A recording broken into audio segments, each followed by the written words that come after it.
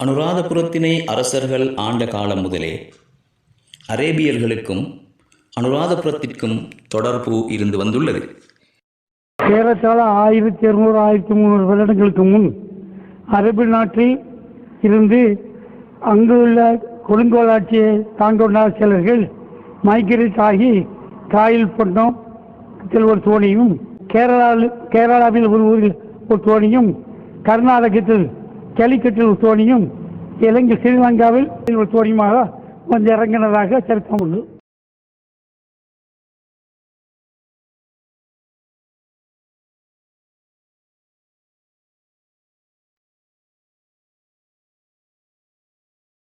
அனுராதபுர வரலாற்றில் சிங்கள மன்னர்களுடைய காலப்பகுதியில் அரண்மனை வைத்தியர்களாகவும் ஆலோசகர்களாகவும் பிரதானிகளாகவும் மந்திரிகளாகவும் முஸ்லிம்கள் இருந்து வந்துள்ளனர். அனுராதபுர பிரதேசத்தின் ஆரம்ப முஸ்லிம் குடியிருப்புகள் கச்சித்தோட்டம், இசுருமுனி, வெசகிரி, ஒட்டுப்பள்ளம், திசாவெவகம, மிருசுவெட்டி போன்ற பிரதேசங்களை அண்டியிருந்துள்ளது. திசாவெவ குலத்தினை அண்டியிருந்த பிரதேசம் திசாவெவகம என அழைக்கப்பட்டது. திசாவெவ குலம் புனருத்தாபனம் செய்யப்படும் வரை அங்கு முஸ்லிம் குடியிருப்புகள் இருந்ததற்கான முக்கியமான ஆதாரங்களை அனுராதபுரத்தில் வாழ்ந்த மூத்த தலைமுறையினரிடம் கேட்டு அறியக்கூடியதாக உள்ளது. திசாவெவ அல்லது திசாவெவகம என்னும் பிரதேசத்தில் முஸ்லிம்களின் பள்ளிவாசல் ஒன்று இருந்ததாக கூறப்படுகின்றது. திசாவெவ குலம் வற்றும் காலங்களில் அங்கு சிதைவடைந்த கட்டட இடிபாடுகளை கண்டுகொள்ள முடிந்துள்ளதோடு அதில் தமிழ் எழுத்துக்கள் பொறிக்கப்பட்டுள்ள 2 கட்டூன்களையும் காணக்கூடியதாக இருந்தது. அக்கட்டூன்கள் 2இல் மூனா ஆனா என்ற தமிழ் எழுத்துக்கள் பொறிக்கப்பட்டிருந்துள்ளது.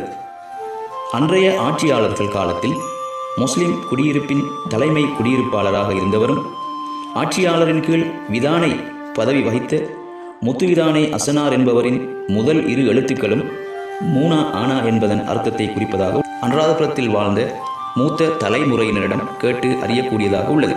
அனுராதபுரம் கைவிடப்பட்ட நகரமாக இருந்து மீண்டும் புத்துயிர் பெற்று வளர ஆரம்பிக்கும் காலத்தில் முக்கியமாக 5 குடும்பத்தினர்களின் ஆரம்பத்துடன் அனுராதபுர முஸ்லிம்களது அண்மை கால வரலாறு ஆரம்பிக்கின்றது.